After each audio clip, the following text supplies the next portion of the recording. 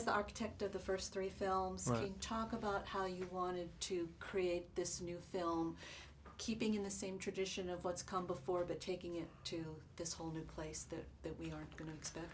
Yeah, when they finished the first three films, I think they'd wrapped up everything in such a perfect package. I think it was very difficult to figure out where to go on from there. And I think a lot of smart people spent a lot of time thinking about how to do that. And the trail sort of ran cold. And there began talk about how to go on. And I think my conversations with them, what I came back to them and said, what if we say that what had happened in the three previous films was a small piece of something much larger? And that there was a much larger conspiracy outside of Treadstone and Jason Bourne. And that got everybody very excited. And that began the conversations, and that was a very sexy idea to move forward. And in working it up, it didn't really get exciting for me until we had the character of Aaron Cross, and finding Aaron Cross and what his issues were and where he came from and what his problem would be and where he might go. That's when it got really interesting to me. And you sort of march one stitch after another, and it just grew to where we are here today.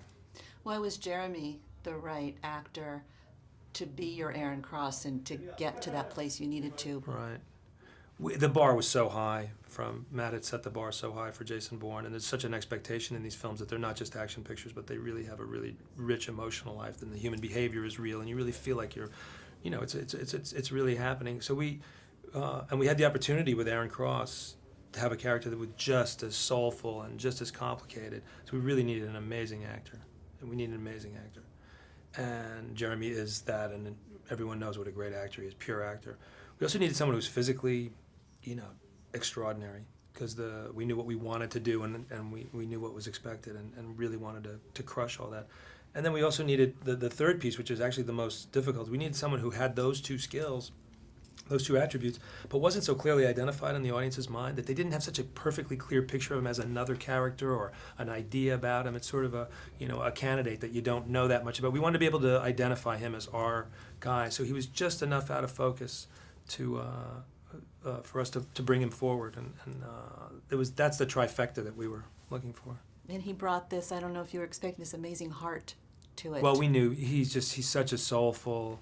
And that's the same thing that Matt had with Jason Bourne, and it really gives us such a great opportunity for a writer, for a director, for other actors to really have somebody that can hit on all cylinders, can do anything.